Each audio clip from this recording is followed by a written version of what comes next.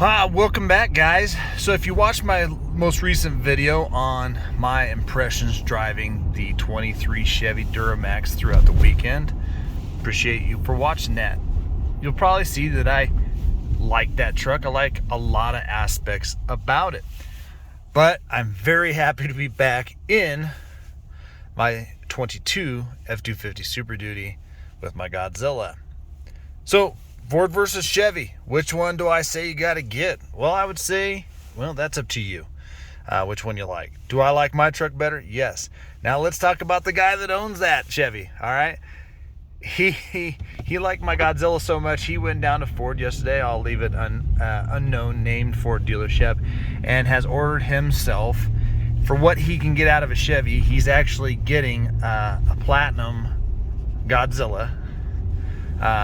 F-250. It's ordered. Who knows when it's going to be in, so he said he's just going to drive his Duramax until he gets it. But between him and his wife driving my truck over the last 2 days, they have decided that they weren't enamored with their Chevy experience. He came from a half-ton, so it's hard to get into that, but he loved the power of the truck.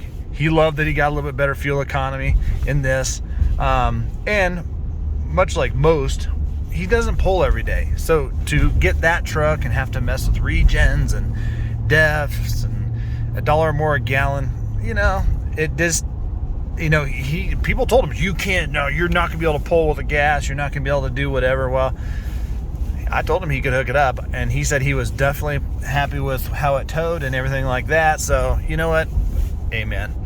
I'm glad it worked out for him. So when I say, what should you go out and buy?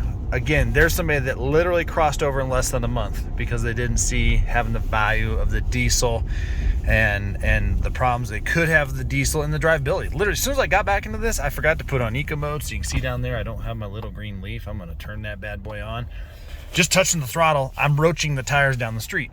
So, I mean, at no point did I do that with the diesel, but just the normal driving, I have to pull myself back a little bit, put an eco, because I don't like roaching the tires every time I touch the throttle. But the diesel, didn't do that, and it only had one drive mode anyway. So, which is fine. I don't want that much torque roaching the tires. It's not good on dry shafts and stuff. So, but I mean, it's just, when you're not towing, it's just nice to have a good running pickup. I mean, come on now. Everybody's got their own 2 cents to add into that, and that's cool. What floats your boat may not float mine, so you got to do what is best for you. But price comparison wise, I've driven the Chevy 6.6 gas. I'm not as interested in that pickup until it gets to the 10 speed, okay? Because it gets lower fuel economy than even this. But I think I definitely would be looking into, the future of driving with that new interior. That interior of that truck is a little bit long in the tooth. It's very nice, but they got to get the safety stuff back. I mean, how could you go without blind spot monitoring and rear cross traffic alert in this day and age? It's a nice thing to have, especially when you're getting in an XLT, which is a little bit more basic, and you're getting a leathered out Chevy and it doesn't have any of it. I'm just kind of blown away. I miss my remote start from my phone. Chevy has a similar app. I love that. I could care less if it's on the key fob. I want it on my phone so I can start that thing from inside the restaurant. I don't want to get up and go try and find the truck, see if it started. The phone's going to let me know. So anything that has a deleted connected services credit, like Ram did that a lot, I'm not interested in that, because I don't want to get up and have to go see if it started with my key fob. I want to call the truck, turn it on, and if it doesn't start, it'll let me know via phone. So I love my Godzilla, guys, and I'm not worried about the engine problems. I have a few videos coming soon on the installation of my fifth wheel puck system. Got a lot of good content in there, so that way we can get some fifth wheeling, because we're gonna do some towing. When you guys come back here in a few weeks, I'm gonna get this out to where my fifth wheel's in storage. We're gonna hook it up, and we're gonna go see if I'm running 7,000 RPMs trying to go up a steep hill. I'm never going to push it that hard, but everybody's just so concerned that that's the way it's going to be. Just going from a normal stop, it's going to be 7,000. When I go up a 7% grade, it's going to be 9,000 RPM. I don't even know. I catch so much flack for this motor, but nonetheless, I just wanted to say that if I was still on the line picking which truck today after having a Duramax again for 3 days and driving it, I'm going this motor still. I'm going this direction. I love the Power Stroke. I love the Cummins. I love the Duramax. I think they're all great. They're all completely different, but if I'm sitting there picking one, and price was some of my concern, because again, I like my extra money so I can take my kids out and go places. I like extra money so I can go on trips when I'm not driving the truck. So all of that equates to something, and we all have our line in our mind where we can cross spending and stuff and make sense. And some people always had dreams of owning diesels. Go for it, if I was gonna go for a diesel with no emissions I could idle all day, I'd go for an old 12-valve Cummins, or a 7.3 old school Ford, or even the 6.5 Detroit from Chevy. It wasn't that great of a motor, but you could idle it all day. But I'm very happy to be back in my truck. He loved it so much, although he wants more creature comforts. That's why he went platinum. But at the end of the day, they like the drivability of it. It's just so zippy and peppy, and they like the ability to just whip in and get gas for $1 cheaper a gallon.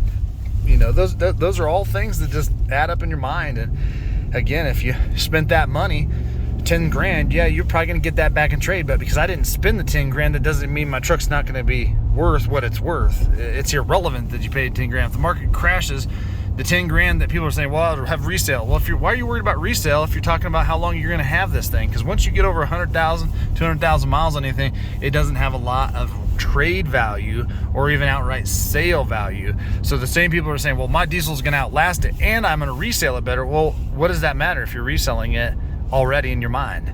Yeah, you get to 10 grand, you paid for 10 grand. That's how options work when they do the Kelley Blue Book and the NADA. So in this one, this was a slight upgrade motor from the 6.2. So you go, the $2,000 is going to be a little bit of an add-on, but I'm not going to get as much for it because the truck didn't cost as much.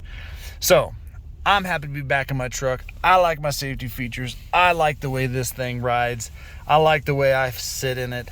And I think, like I said, if you're a diehard GM fan, my outport to you would be go drive the new 1500. If you haven't bought one, you're thinking of buying one, and you don't know if you want to do gas or diesel, I would just go out and test drive a 1500 so you can see the new interior, because 24 is going to be big for Chevy with auto high beams coming in at some of those upper trim levels. They're getting rid of some power outlets, but the dash is changing, the screen sizes are changing, the seats are changing.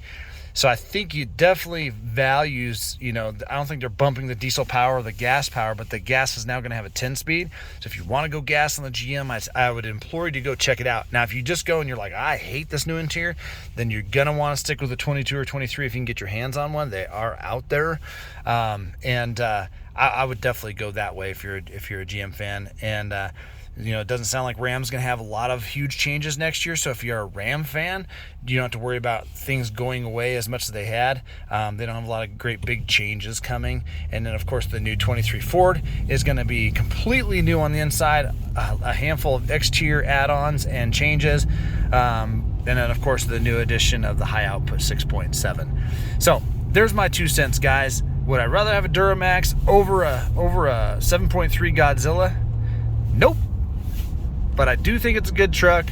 Not knocking it, but I'm sticking with my 7.3 Godzilla. I love my truck. I love the General, and I couldn't be happier. And I'm glad you guys are out here watching, trying to give you a completely unbiased review, but maybe just point out some things that you might want to check out or look at when you're looking at these vehicles.